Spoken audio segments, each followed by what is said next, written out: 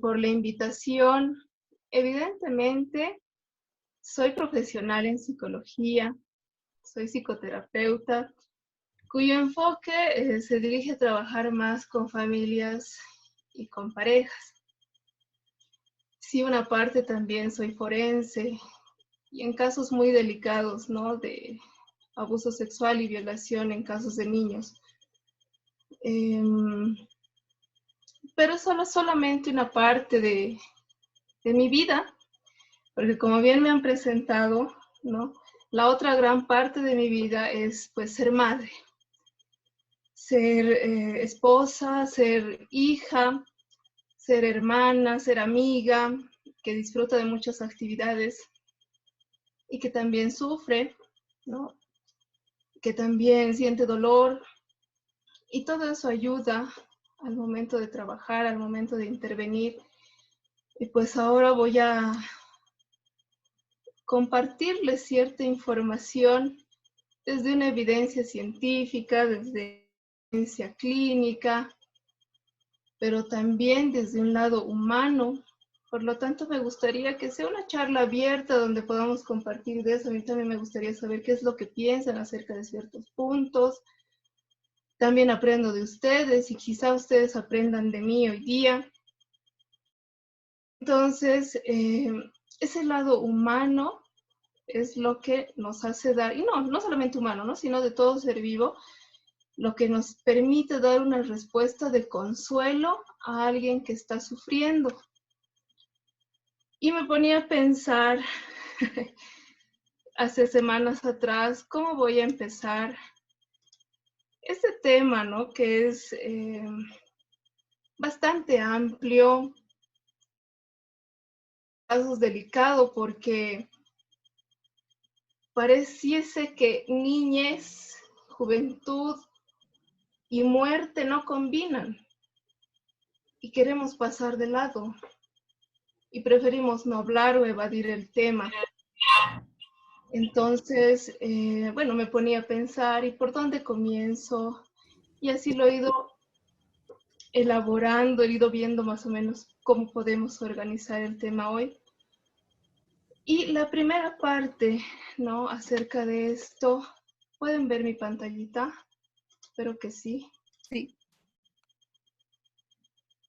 La primera parte, ¿no? En este punto tan delicado, en este tema de la muerte, para hablar de la muerte, para poder acompañar a los niños y a nuestros jóvenes, a nuestros alumnos, a nuestros hijos, a nuestros sobrinos, a nuestros nietos, acerca de la muerte y acompañarlos en su sufrimiento del duelo, porque ahora en esta temporada se ha visto con más frecuencia, se ha vivido con más frecuencia la muerte que años atrás. El 2015, ni pensar en que íbamos a vivir una pandemia y con tantas muertes que nos abruma y sentimos y nos sorprende y estamos adaptándonos a esto. Y los niños y los jóvenes de igual manera no lo sufren ni lo viven igual que un adulto, pero sí lo sufren y sí lo sienten.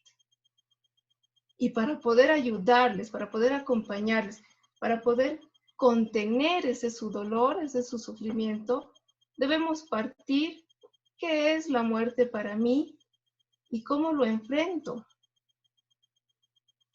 ¿Cómo concibo yo a la muerte? ¿Es algo catastrófico? ¿Es algo natural? Pueden decir. Yo preguntaba, ¿no? Hablaba con mis mismos pacientes, incluso cuando se toca este punto tan sensible, de madres que han perdido a sus hijos en el nacimiento, que es un momento muy doloroso, de hijos que han perdido a sus padres, ¿no? Porque yo estando trabajando en clínicas, pues esto es bastante cotidiano, por decirlo así. ¿Y cómo enfrenta la familia o los adultos la muerte? ¿Cómo conciben la muerte? ¿Qué es para mí la muerte? Y primero hay que ir por esos parámetros y aclarar ese parámetro. ¿Qué es para mí la muerte?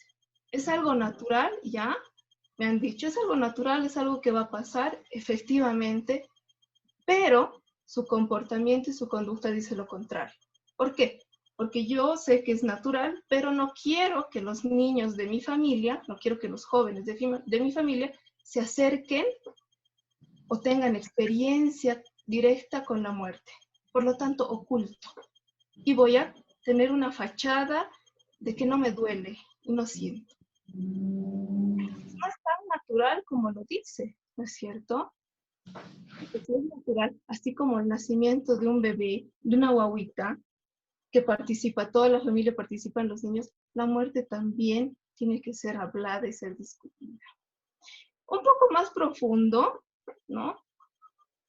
Es cómo enfrenta mi entorno la muerte, mi sistema, como mi sistema más inmediato, la familia, mis amigos, en mi trabajo, las personas con las que me rodeo, cómo enfrentan la muerte. Sería bueno. Mi cultura, cómo enfrenta la muerte.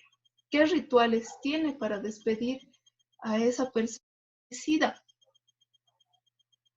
Es necesario. ¿Por qué? Porque en algún momento puede haber un choque. En mi caso, por ejemplo, hace 5 años, perdón, hace 3 años, cuando mi hija estaba cumpliendo 5, y justamente el primer día de clase, en esa madrugada falleció su bisabuelo. Y una persona bastante allegada a mi hija, porque mi hija es la primera bisnieta del bisabuelo, del abuelito de mi esposo, y falleció. Y con mi esposo sabíamos que era necesario involucrarla en el ritual de despedida, ¿no? Y hacerle entender que, bueno, los parámetros de la muerte, el concepto, porque para cada edad es distinto. Y entonces nos enfrentamos con la familia que dice, no, pero va a sufrir, pero ellos que entienden, que saben, no, hay que evitarles el sufrimiento a toda costa. Entonces es muy necesario hacernos estas preguntas y decir, a ver, ¿qué concibo yo? ¿Cómo concibo yo la muerte? Y mi entorno, ¿cómo concibe la muerte? Porque puede haber un choque y perjudica. Y en estos casos no tiene que perjudicar nada, sino más bien ayudar, que podamos apoyar a estos niños, a estos jóvenes. Entonces me gustaría aquí escucharles, ¿no? El hecho de concebir la muerte desde un punto ideológico, desde un punto religioso, desde un punto, no sé, más neutral, evidencial, donde dicen, no, yo necesito ver que hay evidencia en el cielo, etc. Entonces, desde esos puntos nosotros vamos a ir a apoyar, a responder las inquietudes de los niños y de los jóvenes. Me gustaría escucharles a algunos que quieran participar. ¿Cómo enfrentan la muerte? ¿Cómo conciben ahora que se está viendo tan frecuente en esta realidad, en esta actualidad? Me gustaría escucharles.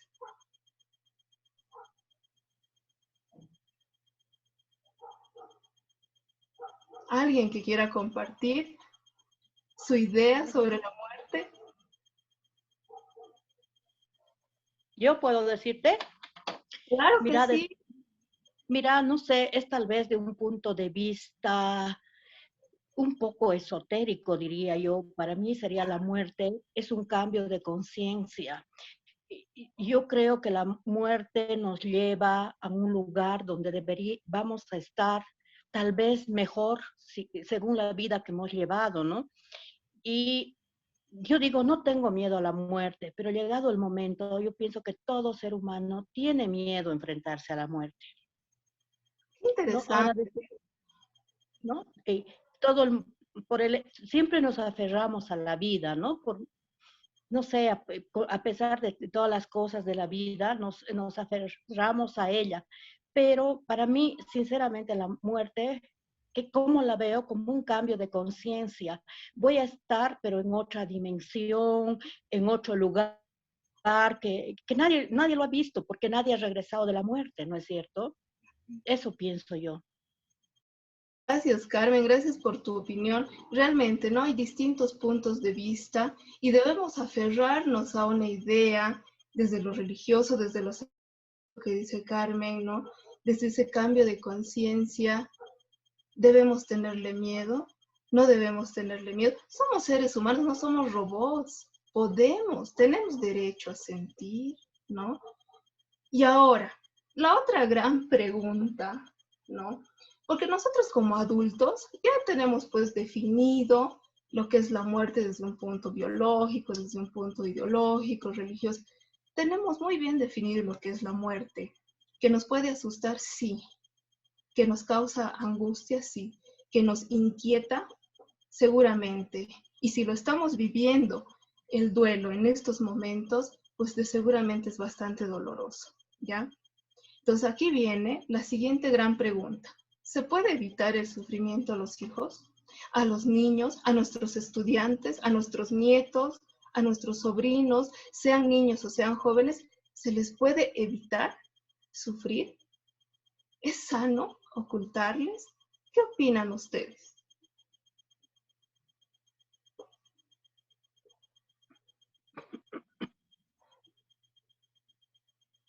No sé, alguien que quiera participar, alguien que tenga una idea. ¿Qué Mi opinan? experiencia, si me permite, mi experiencia en la muerte de muchos familiares, pero sobre todo en la muerte de dos menores en la familia, una sobrina chica y un sobrino nieto, ambos murieron de cáncer antes de los 4 años, es algo sobrecogedor. La muerte es un dolor espantoso y es enfrentar un misterio sin respuesta. Sin respuesta, ni siquiera la teología me sirve en ese momento. ¿Cómo yo puedo consolar a esos sobrinos que pierden a su hijo? Es muy duro, muy difícil. ¿Cómo lo han tomado mis otros sobrinos? Curiosamente los niños lo toman como un juego. Si es que nosotros nos mostramos como naturalistas, es decir, si no exageramos los ritos alrededor, sino que los llevamos, rezamos con la persona con el que ha muerto y les contamos que se han ido a la casa del padre. Y he visto a mis sobrinos los días posteriores al entierro de los otros sobrinos jugar a la muerte, jugando. Y creo que lo asimilan así como algo normal, pero sin duda es un misterio terriblemente duro. Sí, gracias, Fernando. Sí, hay distintas reacciones. El hecho de que un niño juegue, y siempre va, ¿no? Entre los 4, 6, 7 años, esto por evolución, esto por desarrollo, el niño está en un pensamiento mágico, fantasea, y todo eso, todo lo que experimenta, lo que percibe de su realidad, pues lo va a demostrar mediante el juego, lo va a demostrar mediante los dibujos, porque como bien no encuentra palabras, porque hay una limitación por su crecimiento, lo expresa. Y el hecho de que esté jugando, de que ríe, ¿no? No significa que no le preocupe la muerte, porque la muerte cercana de alguien, ¿no? De un familiar, ya les abre una idea, expanden más allá y dicen, ah, no, algo sucede. Si estaba, ya no está, también puedo perder a mi mamá, puedo perder a mi abuelito, y hay muchas preguntas. ¿Qué es lo que sucede? ¿Por qué me hago esta pregunta? En la mayoría de las familias que yo he atendido, ¿ya? Sobreprotegen los papás, los abuelos, los tíos, etcétera, a los niños y a los jóvenes. Y esta sobreprotección más bien perjudica, porque como bien dice Fernando, lo han tomado como algo natural, es un misterio, sí, evidentemente, ¿no? Pero mientras más calmado se exprese el dolor y se haga la ritualización sin exageración, entonces comprenden que es algo natural y van desarrollando y van consiguiendo. Pero hay muchas familias, muchos adultos que quieren sobreproteger evadiendo el tema y ocultando y disfrazando el sufrimiento. ¿Les podemos evitar el sufrimiento y el dolor? Dios mío, yo quisiera que sí. Cuando me he hecho madre hace 8 años, cuando ha nacido mi hija, 2 semanas después de nacida, se enfermó terrible, casi la perdemos. La veía entubada con transfusión de sangre, etc. Es un tema que todavía me angustia recordar. Claro que ella lo superó al tiro y está feliz como si nada, ¿no? Con su cicatriz de la operación, pero nosotros todavía con miedo. Y en ese momento que veía sufrir a mi hija, llena de agujas, de sondas, entubada, etcétera, decía, ¿cuánto no quisiera yo evitar el sufrimiento? ¿Cuánto no quisiera yo cambiar el papel inmediatamente? Pero no se puede. No podemos. Que nuestro hijo adolescente o nuestra hija adolescente que ya está llegando, ¿no?, a esa etapa de enamoramiento, le rompan el corazón y sufra la ruptura amorosa. No le vamos a poder evitar ese dolor. Es algo que tiene que experimentar. Y así también el dolor de la muerte, el sufrimiento del duelo, lo tiene que enfrentar. Y lo va a enfrentar mejor si nosotros tenemos definido el concepto de muerte. ¿Cómo lo enfrento? ¿Como algo catastrófico? Alguna vez uno de mis pacientes me decía, una de mis pacientes mujeres, donde prácticamente son su mamá y ella, decía, mi mamá se muere y yo me voy con ella. Yo me suicido porque para mí la vida es mi mamá, o sea, no hay más para mí, ¿no? No tengo nada que perder después de mi mamá. Se muere mi mamá, yo me muero con ella. ¿Será así, tan drástico? No, ¿no es cierto? Y los niños que están alrededor ven esto y copian de ejemplo. Entonces, hay que tener muy bien definido, hay que enfrentarnos, hay que hacer la autorreflexión, la introspección, si ustedes quieren, acerca de la muerte, cómo yo enfrento, cómo yo concibo la muerte. ¿Me inquieta? ¿Me angustia? ¿Es algo que puedo tolerar? ¿Es algo que puedo enfrentar? Evidentemente se sufre, pero es algo que puedo evitarles a mis seres queridos. Creo que no se puede, ¿no? Vamos a seguir. Gracias por compartir, los que han compartido. Bien, ya entrando al tema, ¿no? Hay ciertos mitos que debemos deshacernos porque perjudican, porque pueden complicar el proceso de duelo.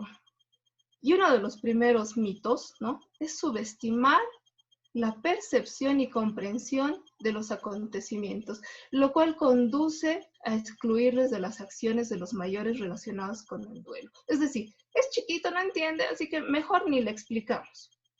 Por lo tanto, a un ladito. Le llevamos a la casa de un vecino, a la casa de un tío, para que no vea los rituales de despedida. No, subestimamos. Y los niños intuyen, los niños se dan cuenta.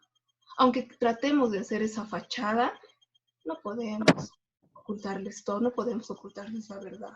Ese es uno de los primeros mitos que hay que deshacernos. La segunda tiene que ver con la creencia errónea de que si no observamos manifestaciones parecidas a los adultos, es que no están procesando el dolor. Los niños sufren su duelo distinto al de los adultos. Dibujar. Empiezan a tener pesadillas en casos más graves, ¿no? Que donde han experimentado un dolor con un duelo, están experimentando la muerte de la madre o el padre, que es muy cercano a ellos, etc. Y hay distintas reacciones, distintas. Puede ser de indiferencia, o puede ser, no sé, el hecho de que no pasa nada. Y eso también tiene que ver mucho con las edades, de cómo van concibiendo poco a poco esa noción de muerte. Pero estos dos mitos hay que deshacerlos. Uno, ¿no?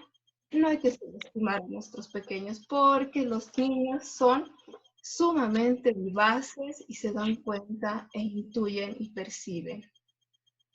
Y van creando, ¿no?, su propia teoría, incluso fantasiosa, que esa fantasía no siempre es bonito, no es unicornios, no es nubecitas de color rosa, no, pueden ser fantasías terroríficas.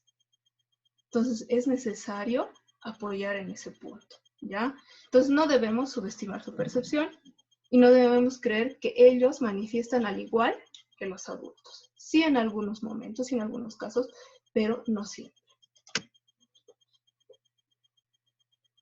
Los niños siempre perciben lo que sucede a su alrededor y por lo tanto necesitan participar en las acciones que realizan sus mayores, tanto para sentirse parte del grupo como para elaborar y gestionar sus emociones.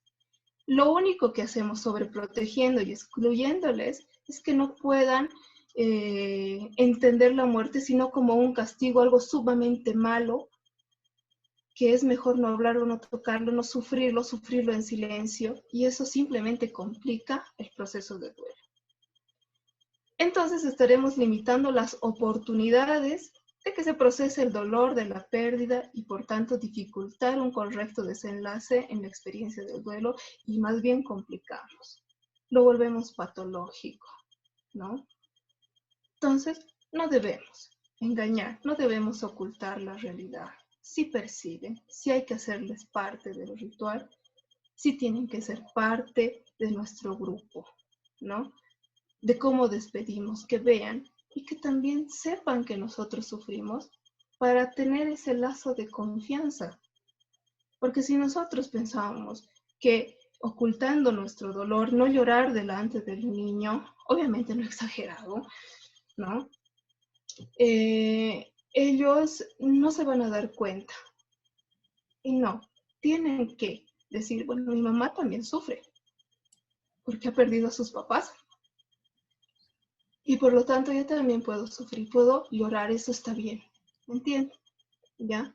Y poco a poco se les va encaminando. Lo mejor y lo más aconsejable es que antes de que se experimente el fallecimiento de un ser querido, ya se vaya hablando con los niños acerca de la muerte. Antes de que lo vivamos, antes de que la muerte toque la puerta, ¿cierto? A ver, así como la educación sexual se ha ido abriendo a partir de los 2, 3 años, incluso ya en las escuelas se habla con respeto, con cuidado acerca de la sexualidad para prevenir cosas peores como los abusos sexuales y violaciones. Así también debería hablarse de la muerte con todo respeto y sinceridad. Desde muy pequeños, desde los 2, 3 años. ¿Por qué? ¿Cómo? ¿Cómo le hago entender yo que una persona ya no vuelve del más allá? Que una persona ya no siente, que ha muerto, ya no siente, ya no piensa. Pues desde muy chiquitos se van dando cuenta. No un concepto claro, pero sí se van dando cuenta. Por ejemplo, que su mascotita se haya muerto. ¿Qué ha pasado? ¿Estaba bien o estaba ahí y ahora ya no está? Que una hormiguita está caminando y tú le aprieta.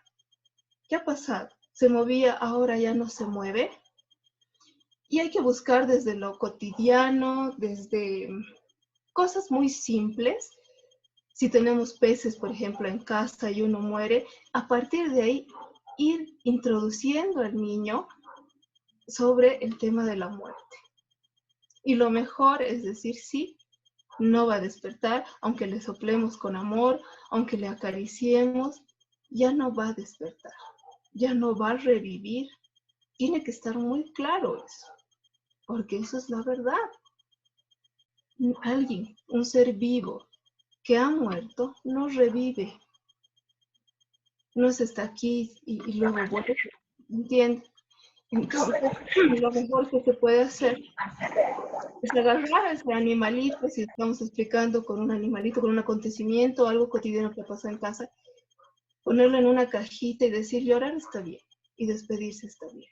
Y así vamos introduciendo a los niños acerca de la muerte, y que no se convierta en un tabú, que no se convierta en algo que no se debe hablar, porque es algo terrorífico, porque es algo...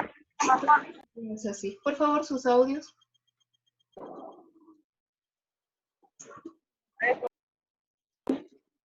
Ahora bien,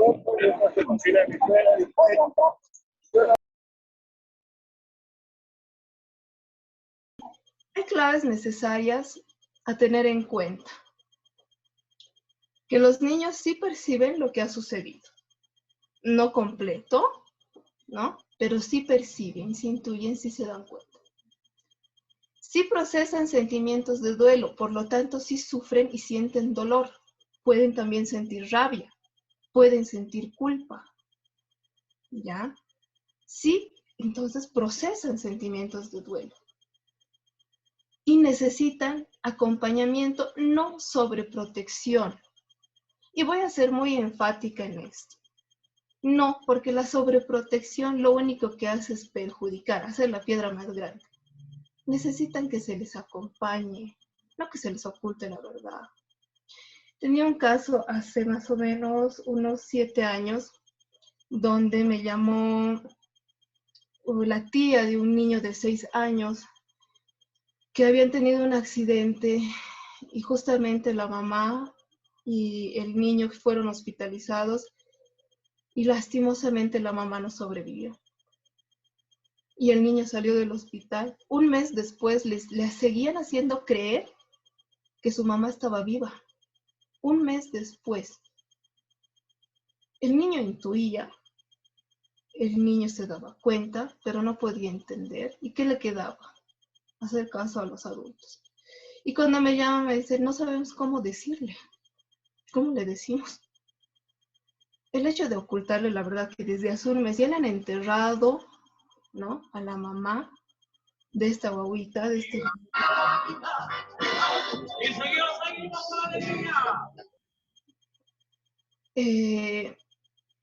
Ya le habían enterrado y me dice, ¿cómo hacemos? ¿Cómo le decimos? El hecho de ocultarle la verdad por sobreprotegerle, porque dice, ¿cómo podemos hacerle sufrir acerca de la muerte de su mamá? Pero, ¿cómo tú lo piensas hacer revivir? Le decía yo a la mamá y darle. En algún momento le tienen que decir. Le tenían que decir y ese momento ha llegado. Simplemente han alargado la situación, han alargado la comunicación, el informarle y han perjudicado en gran manera. Porque ese niño ya no confiaba en los adultos que tenía a su alrededor. Por sobreprotegerle, por querer hacer un bien. Ahora, evidentemente, no hay una lista, no hay, ante tal cosa hay que responder así, no sabemos. En ese afán de querer hacer el bien cometemos errores, como el hecho de ocultar la verdad a los niños.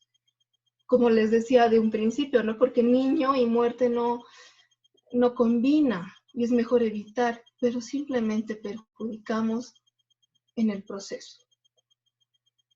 Simplemente hacemos que pueda o llegue a hacerse patológico. Porque en este momento el niño lo que más necesita, o los niños y los jóvenes lo que más necesitan es confiar en alguien. Porque necesitan seguridad. Necesitan protección, sentirse protegidos, porque el niño a esa edad lo que va a sentir es desapego, desolación, va a sentir tristeza, va a sentir abandono. Y por lo tanto, alguien, algún adulto responsable se tiene que hacer cargo de esa criatura. Si en caso de que uno de los papás muere y realmente no puede lidiar por su sufrimiento con el sufrimiento de su hijo, en este caso se sugiere, se recomienda que otro adulto se haga cargo. Los abuelos, los tíos, los hermanos mayores, sean quienes acompañen el sufrimiento de ese niño, hasta que el papá o la mamá sobreviviente se reponga. Por lo tanto, es necesario que ese adulto también exprese su dolor, exprese y sea acompañado en su sufrimiento, si bien por la familia, también por un profesional, para que rápidamente esta persona pueda, ¿no?, acompañar y pueda sostener emocionalmente a sus hijos. Entonces no es sobreproteger, aquí la idea no es sobreproteger, sino acompañar.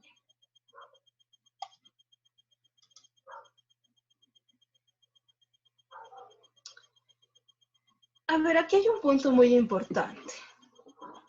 Que el niño no hable no significa que no piense. La mayoría de las personas, mientras mi guagua, mi criatura, mi hijo, no toque el tema, mejor para mí. Porque entonces yo creo que no está pensando en eso, cuando en realidad sí piensa. Nosotros creemos que nuestros hijos son ingenuos, son inocentes, y en realidad los ingenuos somos nosotros, porque los niños y los jóvenes saben más de lo que nosotros deseamos que sepan, en cuanto a la muerte y en cuanto a la sexualidad. Entonces, sí van aprendiendo, sí van adquiriendo conocimientos, sí van percibiendo, ¿no? Van sacando sus propias conclusiones, pero que no lo hable, es un error muy grande decir, no lo pienso, cuando en realidad sí puede estar pensando, sí puede estar sufriendo solo. Y nos podemos dar cuenta, quizá tiene pesadillas en relación a la muerte y no lo quiere hablar. Es por eso muy necesario que nosotros como adultos seamos los primeros en tocar el tema. No esperemos a que los niños o los jóvenes toquen el tema. No, nosotros como adultos responsables debemos ser los primeros en tocar el tema de la muerte, así como también sobre la sexualidad. ¿Qué pasa si no tocamos? Se van a enterar de afuera. Y posiblemente esa información esté contaminada. No sea real, o sea terrorífico, o morboso. Es mejor hablar de la muerte en familia para poder aclarar, preguntar qué piensa, qué sabe acerca de la muerte, ir respondiendo a sus preguntas, ¿no? Y a partir de lo que escuchamos, a partir de su testimonio, nosotros darnos cuenta dónde hay que reforzar, qué le falta aprender, qué hay que aclarar, qué hacerles diferenciar que una cosa es fantasía y una cosa es realidad. Entonces, para eso necesitamos escucharles, qué piensan, qué sienten, ¿no? Y a partir de esas preguntas que tienen, y tratar de responder lo más claro posible. Porque si no parte de la familia, si esta información, si este tema no se toca en la familia, aprender lastimosamente en Internet. Ahora todos los niños manejan muy bien el Internet. O entre amiguitos, ¿no? Se dicen de acuerdo a las conclusiones que hayan podido sacar ellos mismos. Y entonces, no siempre, como les digo, esa información en Internet puede estar con carga morbosa, con carga terrorífica. Entonces, para eso necesitamos nosotros ser los primeros en hablar acerca del tema. La muerte es un tema que genera mucha curiosidad en los niños y en los adolescentes. Sí genera mucha curiosidad. Así como cómo nacen los niños. Entre la edad de los 5 o 6 años o quizá antes, ¿no? Preguntan, ¿y cómo nací? ¿Por dónde nací? ¿Cómo he llegado a tu barriga? ¿No?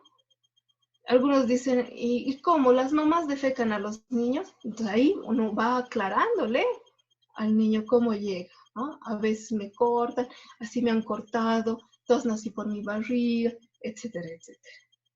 Asimismo, como tienen curiosidad acerca de cómo hemos nacido, o cómo han nacido ellos, cómo nacen las hermanitas o los hermanitos, también se preguntan qué es la muerte. Y les da curiosidad y quieren saber por qué. Dice mi compañerito que su abuelito se ha muerto. ¿Se va a morir mi abuelito también? Y a nosotros a veces nos inquieta, nos angustia y evadimos y decimos, no, a ver, mira el gatito y evadimos, ¿no? Mira lo que está dando en la tele, cuando es una buena oportunidad para aclarar muchas cosas, ¿no? O no pienses en eso.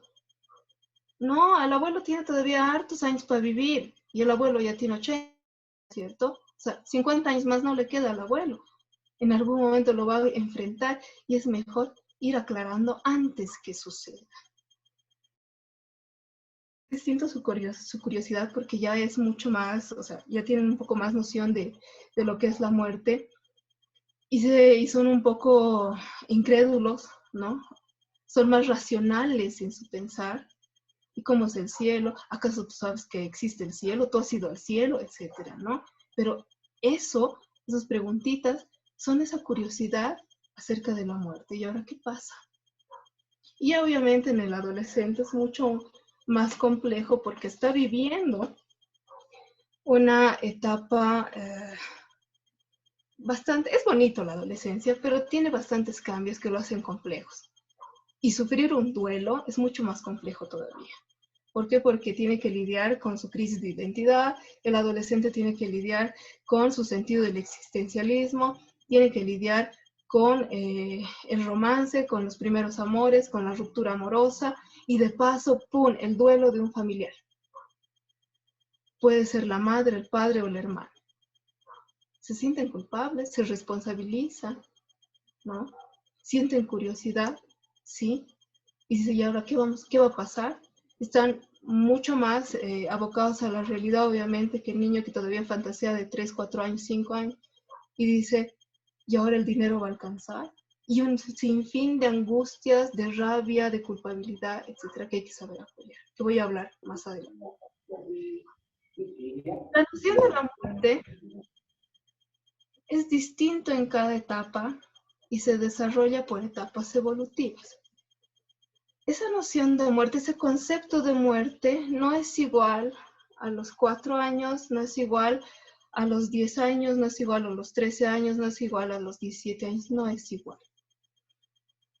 Va desarrollándose, va ampliándose, pero esto también tiene que ver mucho con el entorno familiar, que ayude a desarrollar este concepto de forma adecuada.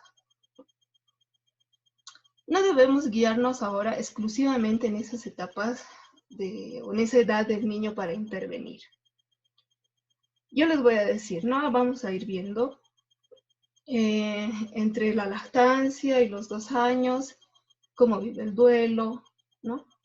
Pero no hay que solamente basarnos en esa etapa evolutiva y cómo lo vive y cómo concibe la muerte, no, sino siempre preguntar qué es lo que piensa, qué es lo que siente acerca de la muerte.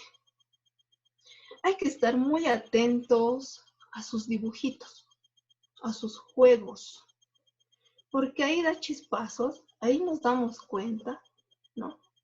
Si le provoca miedo, ¿qué le provoca? Por ejemplo, mi hijita cuando murió su bisabuelo, empezó a dibujar a su bisabuelo en la cama y sus ojos con X, ¿no? Está muerto. Y justo una amiguita también de su mejor amiguita en la escuela, a su abuelita le dio un infarto y murió. Y su amiguita le regaló un dibujo de ella, ¿no? De las dos, con florcitas, con arbolitos, todo muy bonito, pero más allácito, una tumbita, un nicho. Entonces, ¿ven? Ahí nos damos cuenta de que están viviendo el duelo, de que están sintiendo, están percibiendo. Y hay que estar muy atentos a sus dibujos, a sus juegos, a sus preguntas, ¿no? Que a veces nos aturde porque ni siquiera nosotros sabemos. En lo posible hay que responder, sí, siendo claros, siendo bien concisos, pero también es válido un no sé, porque podemos no saber. Porque ese mismo dolor que nosotros estamos sintiendo nos puede limitar. Por lo tanto, una respuesta de no sé es válida, ¿no? Bueno, vamos a seguir. ¿Hasta aquí alguien tiene alguna pregunta, alguna duda antes de continuar?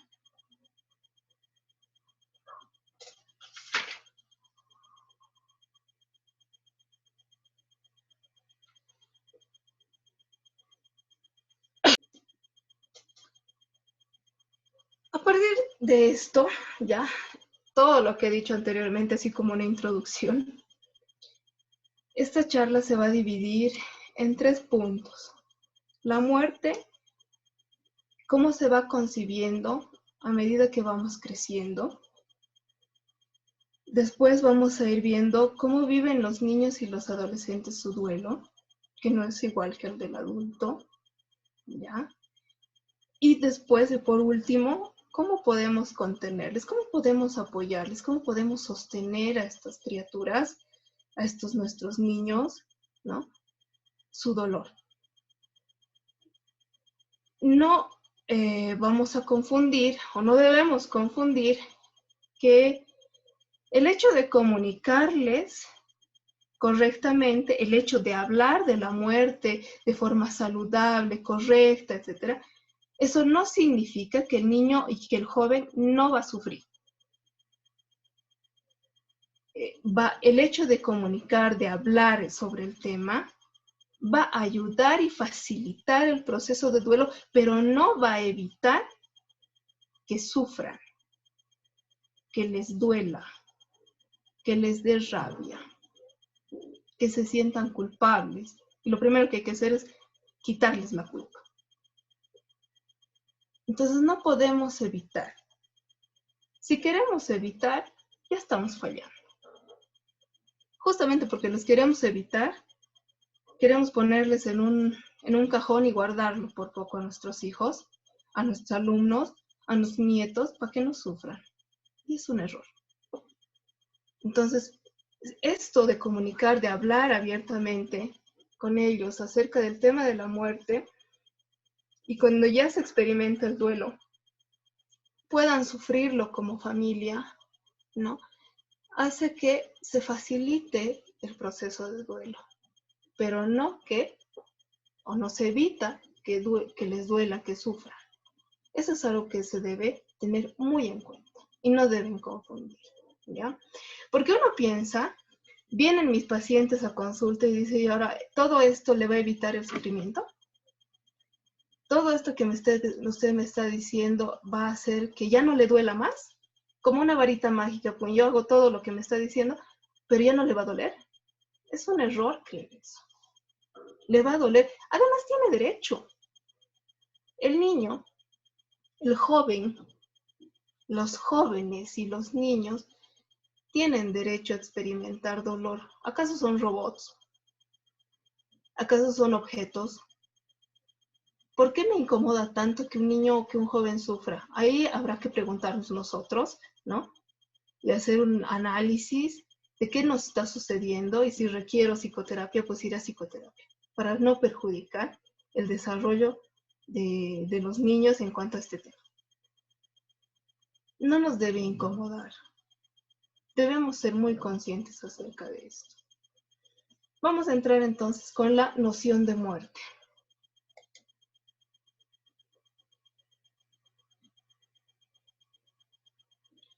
A ver, hay 3 puntos que se deben primeramente aclarar, ¿ya? Muerte, duelo y proceso de duelo. La muerte y su comprensión está determinado por el contexto familiar y cultural. Cada cultura es distinta, cada sociedad es distinta, cada familia es distinta, ¿no? Y reacciona de distinta manera ante la muerte. Y que el niño y el joven vaya comprendiendo acerca de la muerte depende mucho de qué o cómo actúa la familia, cómo actúa la cultura. Acá en Bolivia, ¿no? Somos bastante aferrados como familia. En la zona andina en la que yo estoy, porque yo estoy en Oruro, etcétera, en nuestra zona Potosí, La Paz, Oruro, es bastante sabia en su cultura y hace un montón de rituales de despedida al fallecido, a nuestro ser querido fallecido. Siempre con comida, porque ayuda a pasar la tristeza. Está el velorio, está a los pocos días quemar la ropa de nuestro difunto, sus pertenencias, está hacer la misa de 9 días, al mes, a los 3 meses, 6 meses, un año, y así poco a poco nos vamos despidiendo y vamos elaborando y adaptándonos a esa pérdida. Es bien sabia nuestra cultura y cada cultura tiene su ritual de despedida. Y los niños deben ser, y los jóvenes deben ser parte de estos rituales, para que vayan entendiendo qué es la muerte, para que vayan comprendiendo qué es la muerte. El duelo, por lo tanto, es la ruptura de los lazos de proximidad que se mantenían con nuestro ser querido, con el ser querido. El duelo es ese corte de proximidad, de relación cercana con el ser querido, porque ya no está, porque no va a abrir los ojos, porque ya no respira, porque ya no siente. Y dependiendo de la cultura, si lo entierran o si lo van a cremar, etcétera, ¿no? Hay que irles haciendo entender que no siente, no piensa y por lo tanto es una forma de despedir. El proceso de duelo está entendido como un fenómeno complicado, ¿sí? Que se extiende en el tiempo y que se vive y se enfrenta de distintas maneras. Claro que Elizabeth Kübler-Ross, tal vez algunos lo conozcan, es la autora que ha dado un modelo acerca de las etapas del duelo en 1969, que sí ha aportado, pero con la evidencia clínica se ha demostrado que no siempre se pasa por estas etapas, ¿ya? No siempre se pasa por todas las etapas, se puede saltar. Pero estas etapas son la negación, la ira, la negociación, depresión, aceptación. Es como buen punto de partida porque, como les decía, si no se pasan todas las etapas, porque se vive de distinta manera, cada quien vive de distinta manera su proceso de duelo, es un punto de partida porque nos da conocimiento acerca de las distintas reacciones emocionales que tienen tanto los niños, los adolescentes y los adultos. Es distinta la reacción. Entonces, es bastante conocida Elizabeth Kübler-Ross, es muy interesante. Ella también, a partir de esto, ¿no?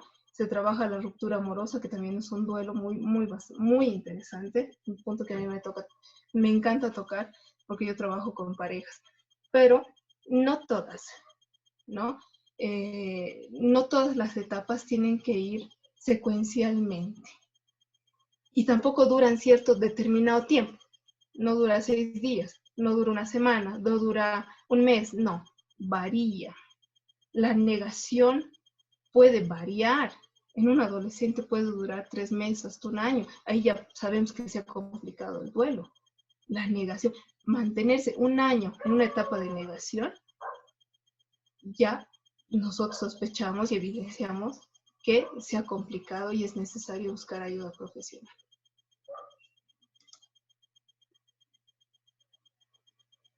A ver, ahora sí, la muerte y las distintas etapas de desarrollo.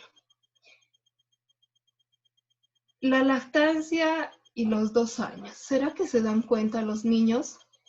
Las guaguitas, los bebés que están lactando, ¿se dan cuenta? A ver, hay limitaciones cognitivas, claro, evidentemente, ¿no?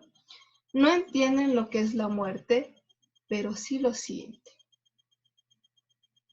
El niño en la lactancia, y esto se conoce como contagio emocional, puede que la madre haya perdido a su papá, a su hermano, etc. Y obviamente sufre y está dolida.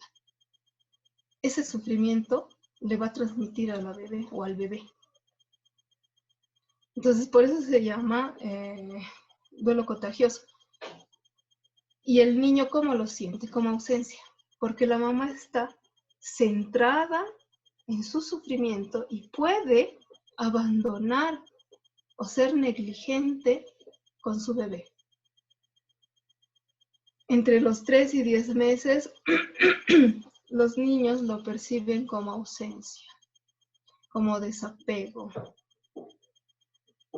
No está y sufre, y como todo niño, generalmente todo lo que les afecta psicológicamente, los niños reaccionan somáticamente, entonces les da diarrea, se enferman, les da fiebre. ¿Qué pasa con esta guagua? está sufriendo también el duelo. No lo entiende, no comprende la muerte, pero sí lo sufre. Y entonces, ¿qué debemos hacer? ¿Qué se hace en este momento? O si la madre ha muerto del lactante, ¿qué se debe hacer?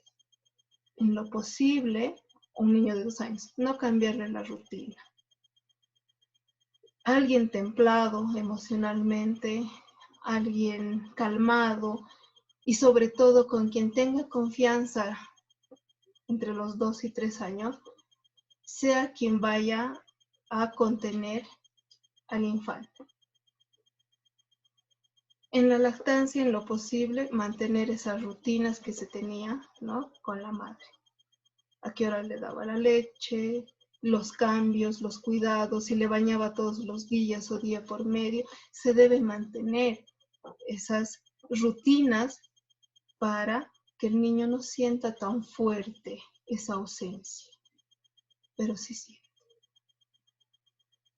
Entre los 3 y 6 años tienen una forma muy literal de interpretar las cosas. Están en un momento de imaginación al máximo, de juego simbólico, de imitación, ¿no? Y conciben la muerte como temporal, irreversible, porque a esta edad ven hartos dibujitos, ven hartas películas de Disney, sus caricaturas. ¿Y qué es lo que presenta la caricatura? Te dice que los revive. Muere Pinocho, llega el hada azul y los revive, y todavía niño, ya no es de madera. En Dragon Ball Super o Dragon Ball Z, muere el Super Saiyajin, muere el Goku, pero hay las esferas del dragón y piden un deseo y revive. Se lo toman todo literal y piensan que es reversible, que es temporal, que el abuelo se ha ido pero que puede volver. En ese caso, nosotros debemos ayudarles a diferenciar que la fantasía es distinta a la realidad. O sea, no hay esferas del dragón para revivir al abuelo. No hay un hada azul que viene y que con su varita despierta a nuestro muerto, a nuestro difunto. No. Ellos lo conciben como algo así. Posiblemente por eso, ¿no? Es que no tienen o no demuestran ese dolor, ese llanto, esa angustia, y por lo tanto no nos prestamos atención, pero sí lo están viviendo, sí les inquieta. Y entonces aparecen signos como tener pesadillas. Porque si se ha ido el abuelo, y está mal dicho hablar metafóricamente, no se ha ido, ha muerto. Porque si le decimos se ha ido al más allá, se ha ido lejos, entonces va a volver. Y se lo toman literal. Es un error decir, estaba cansadito y se ha dormido. Entonces va a generar miedo y va a decir, pucha, si yo me duermo, entonces también me muero. Si mi mamá se duerme, también se muere. No. Hay que hablar con los términos claros, reales, verdaderos, y no en forma de metáfora, sobre todo a esta edad, entre los 3 y 6 años, porque se lo toman literal, ¿no? Entonces hay que irles ayudando a diferenciar esta fantasía.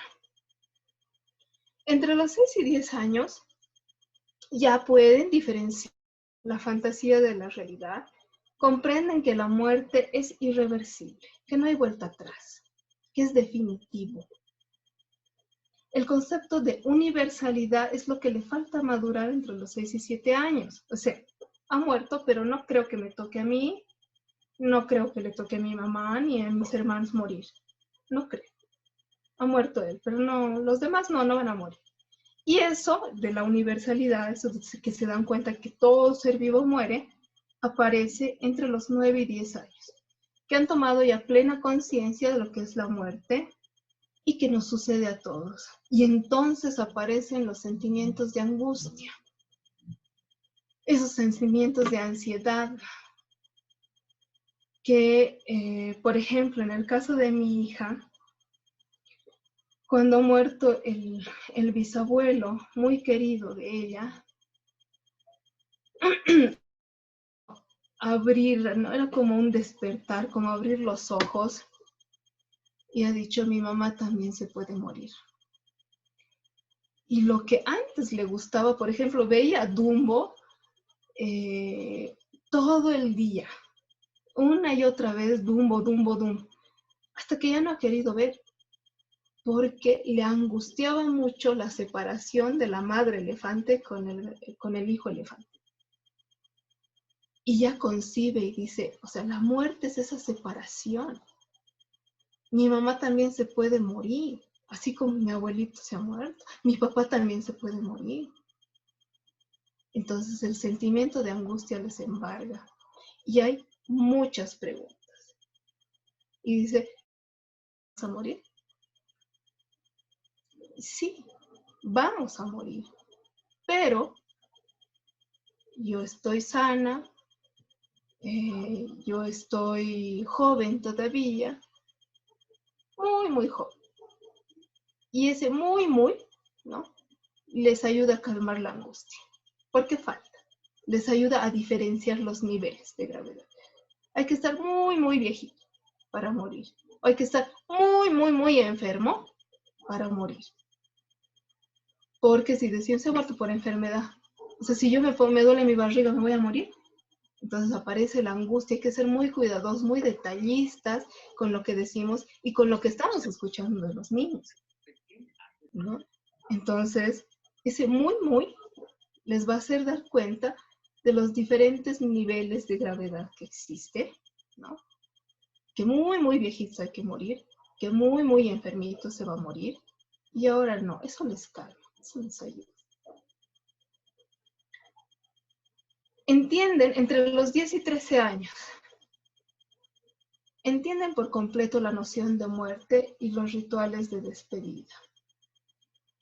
Entre los 9, 10, incluso antes, y este es un tema bastante sensible, porque esto de la muerte no solamente es enfrentar la muerte de un ser querido, sino también nuestra propia muerte, y ya aparecen ideaciones suicidas.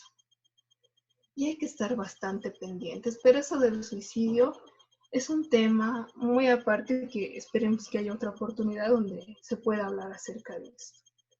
Pero ya entre los 8, 9, 10 y más adelante años, ya se concibe por completo, ya hay una noción completa de la muerte y de los rituales de despedida. Se entiende que es irreversible, se entiende que el muerto no despierta, que el muerto no siente, que el muerto no piensa, ¿no?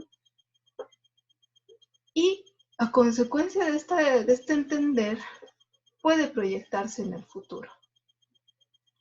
O sea, puede imaginar el futuro si pierde a la mamá, si pierde al papá, si pierde al hermano. Imagina y lo sufre. Inmediatamente aparecen reacciones, ¿no? Donde se muestra posiblemente indiferente de no querer hablar a ello. ¿Por qué? Porque le angustia tanto que no quiere hablar. Pero no es bueno. Hay que enseñarle que debe hablar, debe expresar con mayor naturalidad ese dolor y ese sufrimiento. No puede vivirlo solo, porque si lo vive solo, si lo sufre solo, en su imaginación y en su pensamiento va a sufrir más cosas que posiblemente disten de la realidad. Y entonces aparecen síntomas ansiosos, etc. ¿Ya? Entonces ya se proyectan en el futuro. Dice, ¿qué pasaría si mi mamá se muere? Mucha no, me muero. ¿Qué pasaría si mi papá se muere? No, nos va a faltar plata. Nos vamos a pelear. ¿Qué vamos a hacer? No. Y entonces la reacción, ¿no? De angustia, la reacción de tristeza y una forma contraria, pero para protegerse a sí mismo, ¿no?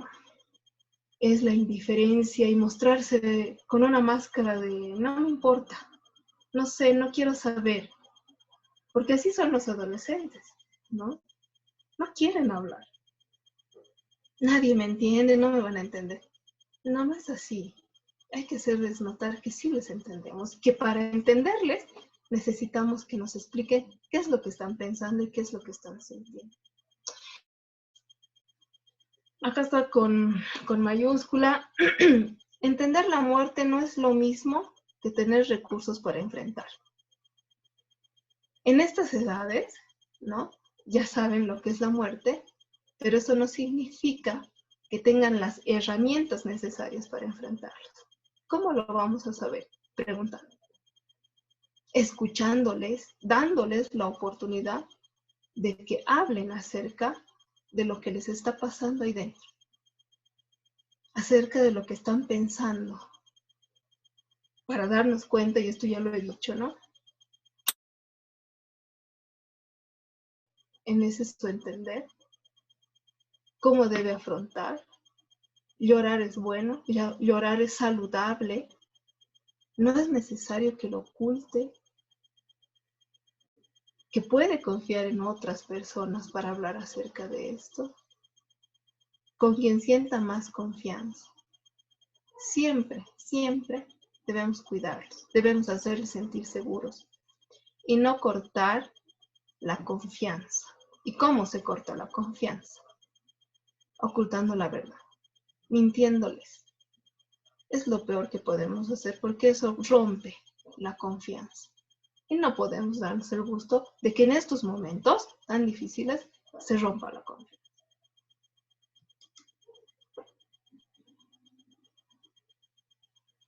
Y ya en los adolescentes como tal, a partir de los 14 hasta los 21 años, tienen conciencia plena, ¿no?, de lo que significa la muerte, desde todo aspecto, desde todo punto, biológico, fisiológico, religioso, ideológico. Y en esta etapa es posible que muchos de los adolescentes hayan experimentado una real cercanía con la muerte, hayan enfrentado una experiencia cercana a la muerte, por muerte de los abuelos, de los tíos, en casos más trágicos de los papás, de alguno de los papás, de los hermanos, etc. Ya tienen plena conciencia y se muestran muy racionales acerca de la muerte, incluso escépticos en algunos casos, ¿ya? Pero hay que saber lidiar con eso. Hay que saber, nosotros estamos conociendo, a ver, desde mi punto de vista, desde mi trabajo, desde mi experiencia clínica, desde mi formación, yo siempre trabajo con la familia porque es la familia la que va a dar apoyo a estos niños y adolescentes en cualquier sentido, en cualquier problemática. Porque el terapeuta o el psicoterapeuta no está siempre con el niño. Nos veremos 2, 3 sesiones máximo a la semana, pero los demás días lo pasa con la familia. Con el adolescente nos veremos la semana. Los otros días está con la familia por contener, a saber lidiar con esta indiferencia, que no es tanta indiferencia, sino más bien esa máscara de no querer hablar acerca del tema, de no demostrar su sufrimiento abiertamente, etc. Es más bien una forma de sufrir su duelo, de vivir su duelo, de enfrentar la muerte. Y sobre todo que se vayan adaptando a esta ausencia, que es duro, que es difícil, sí. Hasta aquí, ¿alguna duda, alguna pregunta? Antes de pasar a las otras palabras de despedida, estén presentes al momento de vestirle, de bañarle. Tal vez quiere dejarle algo, tal vez quiere decirle algo. Y como decía Marcos, ¿no? Estaba en un momento tan intenso que estaba adaptándose a la situación de la forma más sana posible y alguien le interrumpe. Y esta charla es justamente para eso, para evitar esos errores, que no lo hacemos a propósito. Hay que también dejar en claro eso. Los adultos no cometen errores a propósito, sino lo hacen en son de proteger a los niños y a los jóvenes. Sáquenlo, sáquenlo de ahí. Se está obsesionando. Va a pensar en la muerte, va a quererse ir con su hermana. Y así pensamos un montón los adultos, ¿no? Que también nuestra ansiedad nos perjudica. Por eso es muy necesario que nosotros también como adultos, cuando estemos pasando nuestro proceso de duelo, lo vayamos compartiendo, lo vayamos hablando con los familiares, con la gente que tenemos confianza, y después buscar ayuda psicoterapéutica. No para hacer una psicoterapia de años, no. En estos casos se utiliza una psicoterapia, puede ser una psicoterapia breve, sistémica, donde apoya en estos momentos, contiene, le hace ver la realidad de lo que imagina, de lo que puede ser catastrófico cuando en realidad no es catastrófico, que llega a un momento de crecimiento, de esperanza, y en los adolescentes un momento de madurez instantánea lo llaman, porque si el adolescente ya ha experimentado de suerte la muerte de la madre, del padre, del hermano, en el mejor de los casos aparece la madurez instantánea, donde es más honesto en su comportamiento y en sus emociones y busca ayuda. No se cierra, no se enmascara y no dice, no quiero hablar, no sé, pero te sientes mal, no sé, no me importa, no quiero, porque esas son las respuestas de los adolescentes, ¿no? Déjame solo, déjame en paz. Y en la noche están llorando, solitos, sufriendo. Entonces, no, hay que dar las posibilidades, ¿no? De que puedan ser parte de la despedida de su ser querido para adaptarse a su ausencia. Bien, vamos a continuar. Nadir, yo quería participar también respecto a lo que estás compartiéndonos. Y hace poco me pasó una experiencia, ¿no? De cómo por la pandemia, porque ahora ya no se puede hacer estos ritos de manera presencial, ¿no?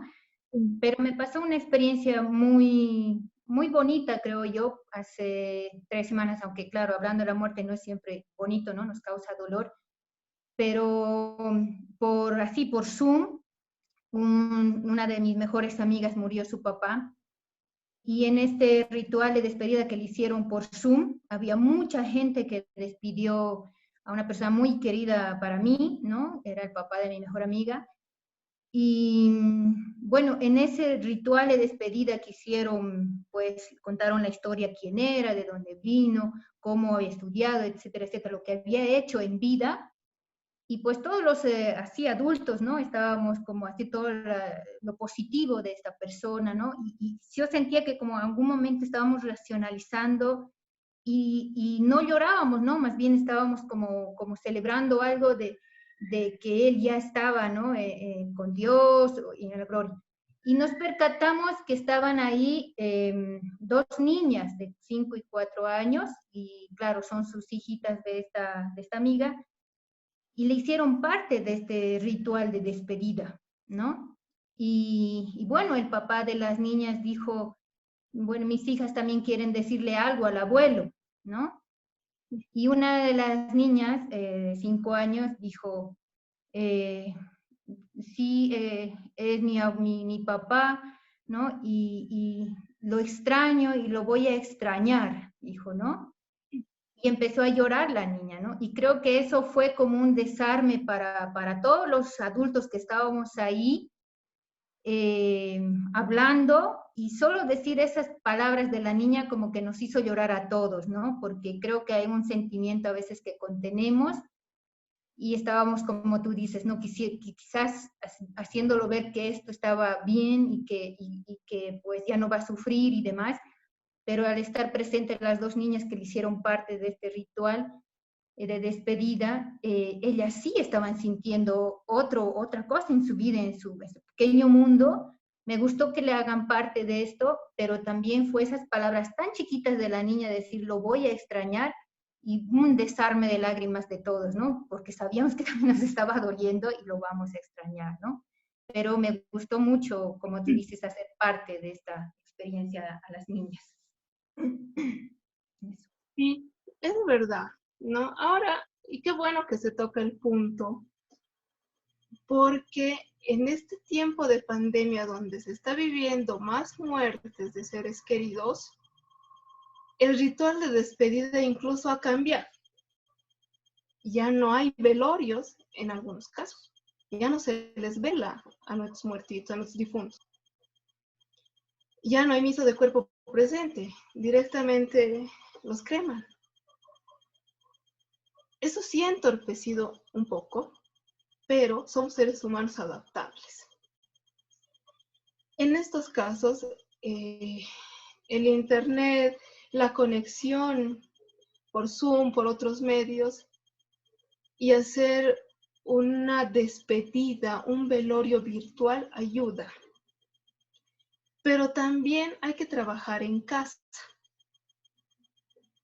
No todos los niños van a expresar como esas dos criaturas que han dicho, va a extrañar a su abuelo, que es algo que realmente sentía. Y les ha hecho despertar a todos, he dicho, pucha, si nosotros también los vamos a extrañar, y ¡guau! Se han puesto a llorar seguramente, ¿no? Entonces, hay que trabajar. No todos los niños reaccionan de la misma manera. Pueden callarse, pueden mostrarse indiferentes. Y entonces, para que expresen su dolor, hay que ser creativos. Porque ni la psicoterapia te dice, para tal reacción, tal cosa. No. Y vuelvo al punto inicial. Hay que hacer lo que nos resuena en el corazón. Hay muchas formas de hacer que expresen su dolor y vayan masticando, vayan digiriendo la ausencia de su abuelito con el que compartían seguramente mayor parte del tiempo, porque los abuelitos cuidan a los nietos y es un golpe duro perder al abuelo o a la abuela, a los papás. Entonces, ¿qué se puede hacer? En casa se trabaja. Se puede prender velitas y se puede velar y acompañar con la fotografía del difunto o de la difunta, con su ropita, con el objeto que más estaba llegado, y se dice, y se hace, y se llora, y se les permite llorar. Y bueno, pero si nos preguntan a los niños, ¿y tú por qué estás llorando? Porque me duele. Porque voy a extrañarlo también, al igual que tú. Y entonces llorarán juntos. Y el llorar sana. Y el hablar de nuestro dolor con el tiempo hace que ese dolor se desmenuce y no sea algo traumático, no se convierte en un trastorno de estrés postraumático o un trastorno de estrés agudo, no, sino más bien que se vaya adaptando a la ausencia y hagamos memoria de lo que es, de lo que ha sido y de las enseñanzas que nos ha dejado y que viven esas enseñanzas y que viven el recuerdo. Que si bien ya no lo vamos a ver, no lo vamos a escuchar, pero vive en sus enseñanzas, en sus chistes, en sus abrazos, que lo vamos a recordar, ¿no? Que ya no lo vamos a sentir, pero lo vamos a recordar. No solamente prenderle velitas, no solamente llorar, sino en casos muy complicados donde el niño no puede expresar correctamente, pero ya hay síntomas, por ejemplo, hay rabietas, hay irritabilidad, hay incontinencia urinaria en las noches, hay pesadillas y no está pudiendo expresar, se le puede dar una bolsita con un osito, con un juguetito adentro, un cuadernito, unos lápices, unos colores, porque mediante el dibujo, y si ya saben escribir, vayan escribiendo lo que les duele, o mediante el dibujo expresen su dolor, y generalmente se vinculan con el juguete, con el oso, puede ser algún otro juguete, algún otro peluche, y se vincula el niño con esto, y no lo suelta, y duerme con eso. Y eso es mucho más saludable porque está expresando, está exteriorizando su duelo, y no lo está tapando, ¿ya? ¿Alguien quería decir algo? Sí, Buenas noches. Buenas Me noches. parece también que me parece muy importante también el señalar que el duelo es un proceso muy personal. Cada uno vive su dolor a su manera y como decías, lo importante acá es acompañarse y respetarse, ¿no? Y en estos casos, los niños tienen que transitar este proceso al lado de sus padres o de los adultos que le tienen afecto, que le tienen cariño, ¿no? Entonces, en estos tiempos creo que es importante, dada la situación en la que estamos viviendo, hablar sobre el tema de la muerte, ¿no? Cómo lo vivimos cómo lo vivimos cada uno, cómo lo sentimos, porque lamentablemente estamos viviendo tiempos muy difíciles, ¿no? Que, por ejemplo, antes jamás se hablaba de la muerte. Nuestra cultura no toca, digamos, el tema fácilmente como en otras culturas que se lo vive de otra manera. Pero, bueno, esta situación en la que vivimos nos ha hecho dar un giro totalmente diferente y creo que es oportuno conversar con los niños, con los adolescentes, este tema que ahora se está viviendo, ¿no? Sí, Carlos sí. Palmes también quiere decir algo. Ahora sí le escucho. Bueno, pues resulta que coincido con Marcos, que mi pensamiento sobre la muerte me vino a los 14 años y tuve que enfrentar. Mi papá se había casado, tenía 3 hijas, la última era un bebé y por descuido de la que él cuidaba, se murió, cayó en el brazo. Y la mamá tuvo tal disgusto que a los 8 días murió ella. Y entonces mi papá se volvió a casar, que tardó bastante tiempo. Y cuando yo tenía 14 años, estaba en un colegio de jesuitas, había hecho ejercicios espirituales en la cueva de San Ignacio y había tomado una decisión. Y por primera vez hablé con mi mamá en serio. Y le dije, cuando estábamos solos, quiero ser jesuita. Y mi mamá se echó a llorar. Me echó a llorar de alegría. Me dio un abrazo y me dijo, he estado rezando todos los días para que fueras sacerdote. Por tanto, estábamos en un ambiente de fe muy intenso. Y yo pues ya estaba decidido a entrar en el noviciado. Y en efecto, al año siguiente entré ya muy joven en el noviciado. Bueno, pues esto para mí ha sido naturalmente una cosa muy dura. Pero sin embargo, también tuve la suerte, No es como murió tu madre, que no lo has dicho. pues resulta que mi mamá murió después de una semana de haber dicho esto. Y a mí, claro, que me emocionó mucho.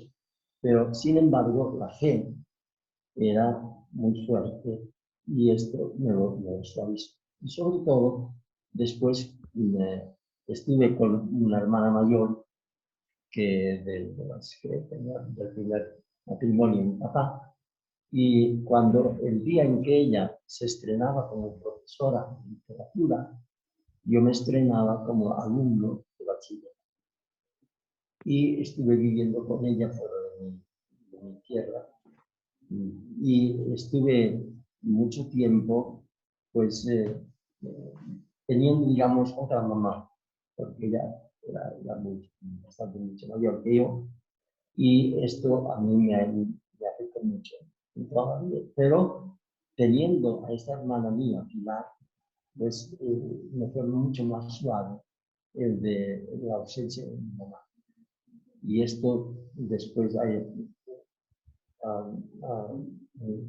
tenido consecuencias en mi vida, de modo que como que no he tenido muerte, no he tenido miedo a la muerte, aun cuando ahora ya tengo que pensar que esto es muy serio, que es un viejito, pero espero pues que la sepa aceptar como Dios manda.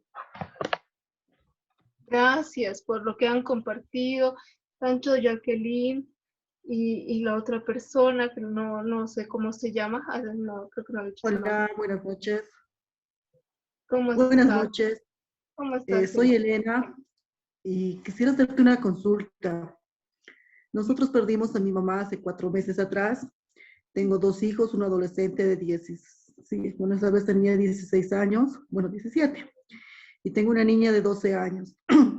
El mayor prácticamente lo ha tomado como que muy bien, lo he visto como que tranquilo, que era lo mejor que le ha pasado a mamá porque mamá estaba muy enferma.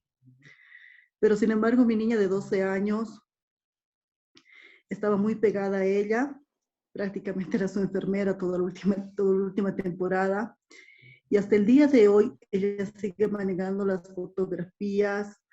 A mí, por ejemplo, no me hace muy bien, digamos, tenerle que velar la ropa o tener las fotos presentes o cualquier cosa que sucede o pase en el momento. Es como viajar en el tiempo y estar, volver a un momento con ella que nunca más lo vamos a vivir. Y entonces, evidentemente, eso a mí me pone algo triste. Pero creo que de alguna manera yo como persona mayor ya sé cómo es eso y sabría cómo manejarlo, digamos. Pero mi niña últimamente, bueno, todo el tiempo ella ha estado con sus fotografías, maneja sus fotos para hacer sus tareas. Por ejemplo, ella le pone la foto de ella para realizar sus tareas, la foto que velamos junto en el velorio. Ella la tiene en su cuarto presente, una foto grande que está presente en su cuarto.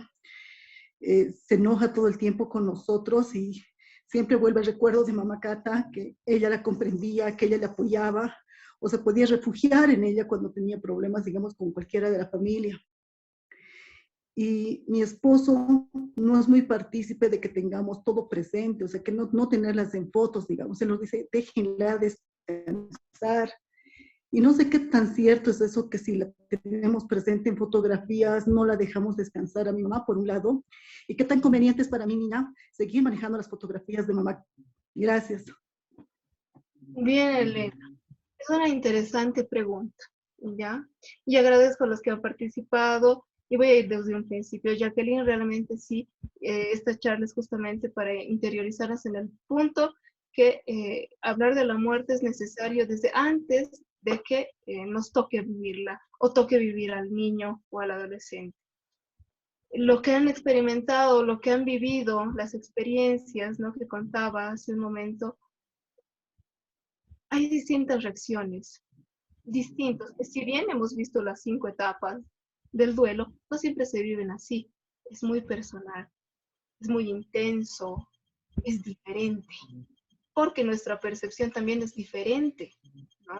La percepción es un proceso mental que nos hace muy únicos, aparte de la personalidad. Por lo tanto, esa percepción, esa interpretación de los estímulos externos hace que sea muy distinto y muy variado de persona a persona, pero tenemos ciertas pautas, ¿no? En el caso que muy jóvenes han vivido la muerte de la hermana, la otra muerte de la hermanita, etcétera, que se ha vuelto a casar, el papá, han tenido otra mamá, que ha habido personajes familiares que representan un pilar de sostén, ayuda, como hemos visto, a que a esa edad adolescente haya dicho, yo quiero ser jesuita.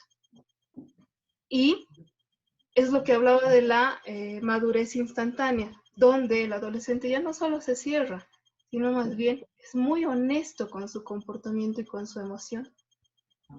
Entonces aparece la reorganización. Después de todo un proceso de duelo, después de todo sufrimiento, aparece la reorganización, donde hay esperanza, donde se le encuentra nuevamente el sentido a la vida y dice, yo quiero hacer esto, yo quiero hacer esto. ¿Entiendes?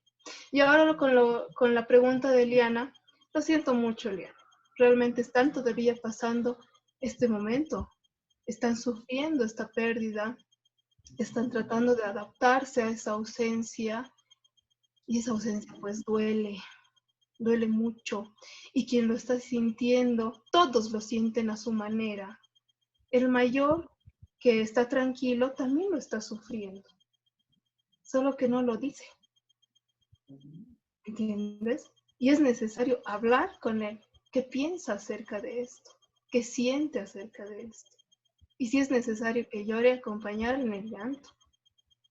Que no está sufriendo solo. Aparentemente podría estarlo llevando bien, pero por dentro lo sufre. o le inquieta, o ha dicho, no, pues a partir de esto ya puedo perder a quien sea, o se responsabiliza o se culpabiliza. Tu niña, que no es niña, ¿no? Tu adolescente, tu hijita de 12 años, es la que más estaba cerca, como cuentas, ¿no? A la abuelita. Y hay y es normal estas reacciones, donde va a tratar de pelearse. Y va a decir, es que ella me comprendió, ustedes no me comprenden. No, no es así, te comprendo. Y para poderte comprender, necesito escucharte. Hablemos.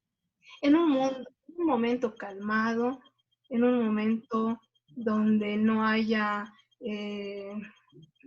mucha exageración de sentimientos, pueda tu hija, tu hijita comprender qué es lo que está sucediendo y que ustedes también sufran a partir de las preguntas que ella tiene y escucharle qué es lo que está sintiendo. Ahora de las fotos, de manejar sus fotos, y no siempre manejan las fotos, pueden manejar el objeto, la chompa que siempre se ponía, la bufanda que siempre se ponía, puede manejar eso, ¿no? Mientras más cerca de ese objeto esté, mejor. No le quiten. Lo peor que pueden hacer es quitarle. Creer que déjenle descansar es un poco confuso. ¿Por qué? Porque el muerto, el difunto, ya no siente, ya no piensa. Está muerto. No va a volver. Está muerto. Por eso les decía desde un principio cómo enfrentamos nosotros la muerte. Y hay que hablarlo abiertamente en la familia, en la pareja. Entonces, no, el hecho de manejar sus fotos no hay evidencia científica de que no le deje descansar, pero sí es algo que le ayuda, que le consuela a tu hija manejar esas fotos, mejor, no le quite, que ella maneje las fotos de su abuela hasta que procese y diga, aquí sí te la voy a dejar, la fotito de mi abuela. Si quiere dormir con la foto de su abuela, que duerma, que duerma. Quiere ir a cualquier lado con la foto de su abuela, que vaya, porque está adaptándose a la ausencia. Y ella sola, en un momento donde ya esté saliendo de su duelo, donde ya se está adaptando, está aceptando la ausencia, ella sola lo va a dejar. Y va a decir, quiero comprarle un portarretratos y lo voy a poner acá, en este lugar fijo. Hay que dejar que ella procese y se adapte a la ausencia. Solamente vamos a complicar el quitarle y el arrancarle aquello que ahora le da consuelo. ¿Ya? ¿Está bien? Muy bien. ¿Alguien más que quiera compartir algo o alguna duda? Solamente, digamos, un poco con el tema, también es importante saber cuándo ya esta situación está pasando más allá de lo normal, digamos, ¿no?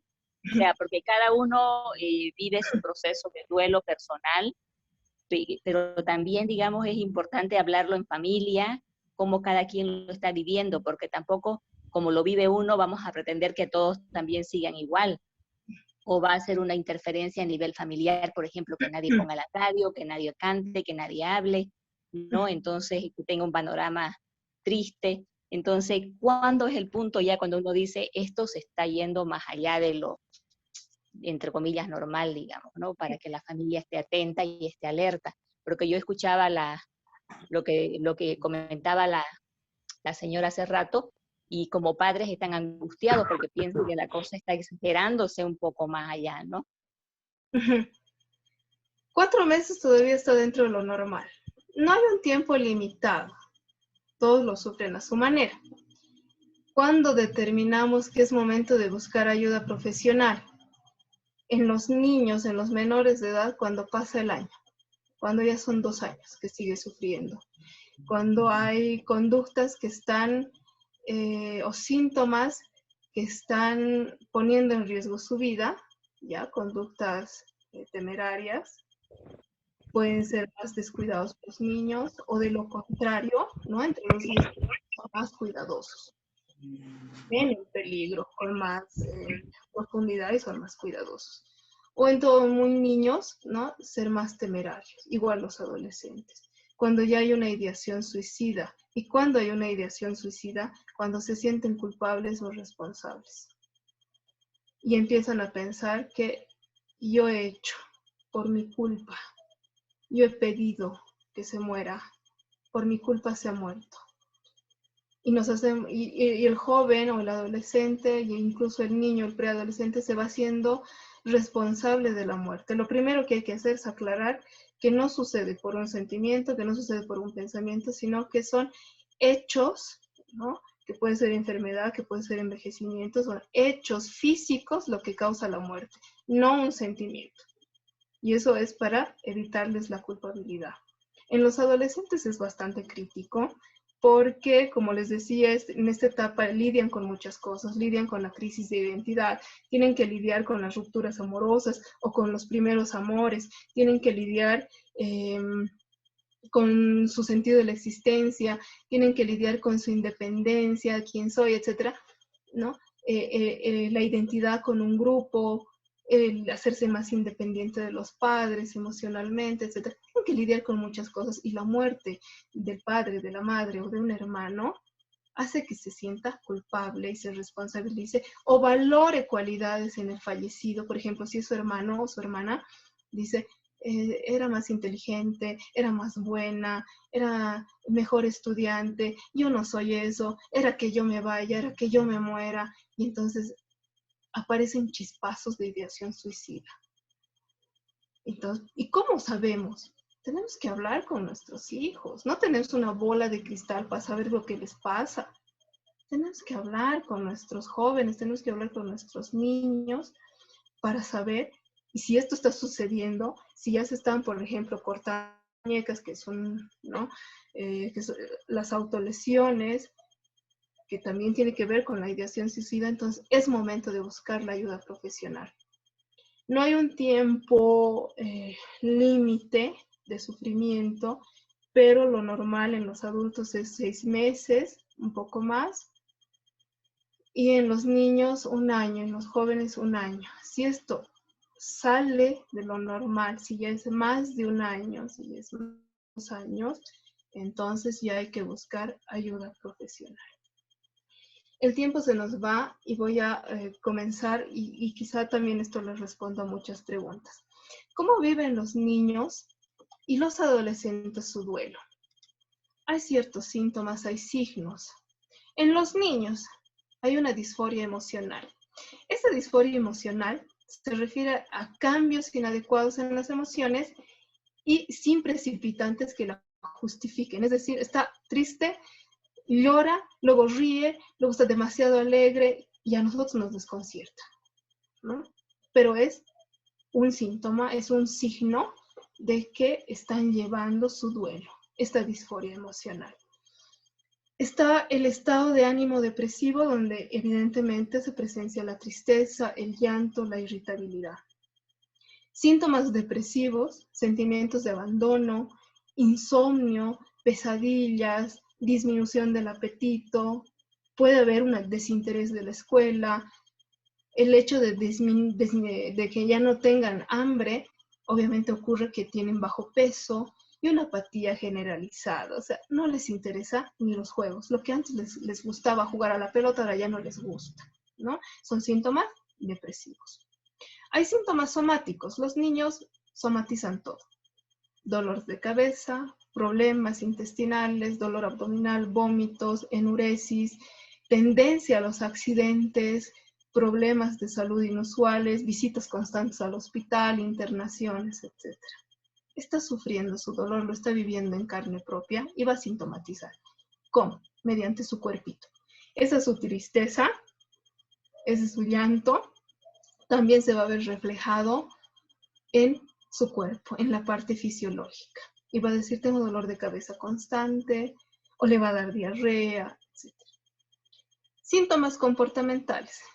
Pueden aparecer berrinches, puede aparecer las peleas con los hermanos, las peleas con los pares, con los que en la escuela puede ser llamado, ¿no?, el tutor a cargo a la escuela porque está teniendo muchos problemas con los compañeros, etc. Disminución del interés generalizado.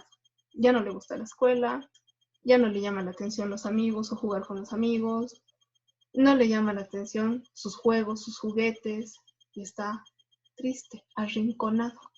Puede ser. Problemas escolares.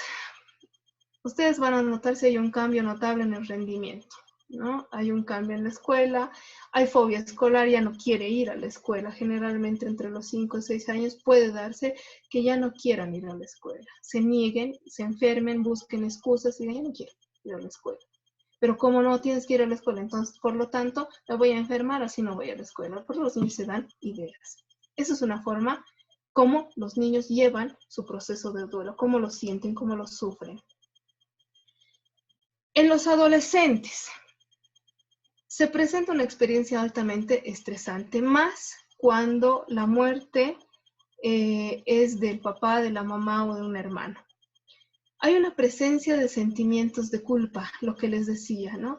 Se responsabilizan, dicen, si yo hubiera hecho esto, hubiera evitado la muerte. Si yo me hubiera portado bien, si yo hubiera hecho caso, y se culpan y se responsabilizan. Lo primero que debemos hacer es quitarles la culpa. Que queda aunque la rabia y la tristeza, pero la culpa es lo primero que se debe quitar. Otro fenómeno que ocurre es la madurez instantánea, lo que hablaba, ¿no? Ocurre una visión más sincera, más serena y racional del mundo en comparación a sus pares o sus compañeros de la misma edad. Esto porque esa persona, ese adolescente, ya ha experimentado de cerca la muerte. Y ha habido una madurez, ha habido una racionalización, una reorganización, una adaptación, ¿no? Y entonces se muestra más sincero. Y hay la esperanza y nuevamente reorganiza su vida, su vivencia y dice, yo quiero ser esto. Como nos comentaba, ¿no? Su experiencia, yo quiero ser jesuita. Yo quiero ser médico. Yo quiero ayudar de esta manera, qué sé yo. A diferencia de los que no han perdido, a diferencia de los adolescentes que no han sufrido una experiencia directa con la muerte, ¿no? Que no han vivido una experiencia directa con la muerte. No experimentan el duelo como los adultos, ¿ya? Los adolescentes generalmente tienden a enmascarar las etapas de duelo. Se entumecen emocionalmente, que surge como protección hacia sí mismos. Es una negación a la muerte, ¿ya?, que puede llevar mucho tiempo para pasar a la otra etapa, que es la ira. Se niega, está desolado, trata de buscar, trata de hallar a su difunto y no lo encuentra y se siente impotente. Y se hace muchas veces responsable, deja de lado sus actividades para hacerse responsable de las tareas que ha dejado inconclusas el fallecido. Y trata de ser él quien las resuelva. Hay un anhelo, una búsqueda que deja lo que hacía, lo que decía, ¿no?, cotidianamente y busca completar las cosas pendientes que ha dejado el difunto. Tenía que pagar de la luz, yo voy a hacer, yo voy a ir a pagar de la luz. Es ese anhelo, esa búsqueda, ¿no? Querer encontrarlo y para eso yo me hago cargo. El llanto incontrolable en la soledad de la noche es muy frecuente. Como les decía, puede mostrarse indiferente, puede mostrarse que no le duele, que no le afecta mucho, que lo ha tomado de forma madura, pero sin embargo, en la noche, en su soledad, en su privacidad, está llorando. Y no es bueno que lloren solos, porque al llorar solos imaginan cosas, piensan cosas que pueden no ser reales, que pueden ser extremadamente catastróficas, y no es tanto así. Entonces, para nosotros poder apoyar, es necesario invitar a los jóvenes a que lloren y expresen su dolor. No es bueno jamás, ni siquiera a un adulto, callarlo. Ya no llores. No le dejes descansar, ya no llores. No, ¿por qué no ha de llorar? Tiene que llorar. El hecho de no llorar, de tragarse sus lágrimas, solamente empeora el cuadro, empeora la situación. La desorganización y la desesperación es una etapa crítica y puede activarse ideas suicidas. Puede. La desolación produce una profunda tristeza e impotencia. Puedo morir yo también. Quiero morir yo también porque ya no hay más que perder. Y entonces contemplan la muerte como una solución a mi sufrimiento. Y es momento de buscar ayuda. Algunos configuran una fachada de indiferencia, pero esto es solamente como un mecanismo de defensa. Y por último aparece la reorganización, la esperanza. Esa aflicción, esa tristeza, esa rabia, da lugar a la esperanza. No hay sentimientos de culpa, es un momento donde hay la resiliencia, donde trasciende a pesar de la tempestad, aparece la madurez instantánea, lo que hablaba, ¿ya? Se reorganiza y es así como nos damos cuenta que ha salido, que está saliendo del proceso de duelo, de su vivencia de duelo, y se está adaptando de lo más sano posible, ¿no?, a esta nueva realidad, a la pérdida.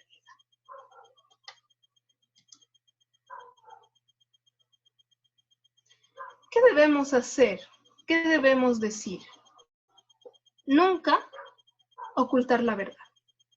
Jamás. No disfrazar nuestros propios sentimientos. Si el niño nos pregunta ¿de qué estás llorando? Y le decimos nada se me va a pasar, es ocultar y disfrazar. Por lo tanto, el niño va a entender que llorar es malo, que la muerte es un castigo, y por lo tanto no es así. Estamos confundiendo, estamos perjudicando. Los niños deben ver que sufrimos, obviamente no de forma escandalosa, porque si es así, hay distintas reacciones. Perdón. Por ejemplo, cuando le dan la noticia de que alguien ha fallecido, uno grita, se jala los cabellos, se tira, y eso tampoco es bueno que lo vea el niño, ¿no? Tiene que estar la noticia, al niño tiene que darlo a alguien que esté calmado, que esté sereno, que exprese su tristeza de forma serena. Hablar con claridad. No hay que usar metáforas, no hay que decir está dormido, porque no está dormido, está muerto. Y eso puede confundir y decir, si yo me duermo, me muero también. O si se duerme mi mamá, se muere también. Estaba cansadito. O sea, si yo me canso, también me muero. Hay que hablar con claridad. Hay que hablar con claridad. Ha muerto. Ya no siente, ya no va a sufrir, ya no siente dolor, ya no piensa. Pero nos queda el recuerdo, nos queda las enseñanzas. ¿Te acuerdas cuando reía tan bonito? ¿Te acuerdas cuando nos ha contado tal experiencia? Ahí vive, ahí vive. Ya no lo podemos tocar ni sentir, ya no va a volver, pero ahí vive, ¿no? Y aquí también tiene que ser muy claro nuestra ideología, nuestra religión, a qué nos aferramos, a la fe, ¿no? De que hay la vida más allá y que cuando nos toque nos vamos a reencontrar con nuestros muertos, con nuestros difuntos. Y hay que esperar pacientemente a que eso suceda, porque va a suceder. Y hasta eso hay que honrar su nombre, hasta eso hay que honrar su memoria. ¿Cómo? Recordando lo bueno que era, las cosas, las cualidades que hacía, como en el caso que nos contaba Magalí, en ese Zoom donde muchas personas se han reunido y decían las cualidades del difunto. Eso ayuda, ¿no?, a adaptarse, eso ayuda a decir si era buena persona y ya no está sufriendo más. Eso ayuda a masticar su ausencia. Y que ha sido una persona que valía la pena conocer. Y qué agradable que yo lo he conocido, lo hemos tenido cerca, era nuestro familiar, era nuestro amigo, era tu abuelo. Responder a todas sus inquietudes, responder a todas las preguntas que se tiene y que cuando obviamente nos aturde o rebasa, es válido la respuesta de no sé, porque podemos no saber. Explicar la muerte en relación a las cosas que lo han provocado. Las causas siempre son físicas, ¿ya? En los adolescentes ya se les puede explicar que ha sido un paro cardíaco, un paro cardiorrespiratorio, eso ya entiende. En los niños que es físico, que estaba muy enfermo, que estaba muy anciano, muy anciano, ¿ya? Mostrarse serenos, calmados, no bloquear nuestros sentimientos, no mostrarnos como que no nos duele cuando realmente nos está doliendo. Sí, hay que expresar nuestro dolor, pero de forma serena, de forma calmada, que no asuste a los niños ni a los jóvenes. Hacerles notar que confiamos en ellos y no ocultarles nada, sobre todo a los adolescentes. Esto para afianzar los lazos de confianza, para que ellos puedan abrirse, nos cuenten su sufrimiento y su dolor. No debemos ocultarles nada. El hecho de no ocultarles nada a los adolescentes, ¿no?, hace que ellos digan, no me ocultan, confían en mí, por lo tanto confiar en ellos. Que participen de los rituales de despedida al fallecido. En el caso de los adolescentes, participen activamente.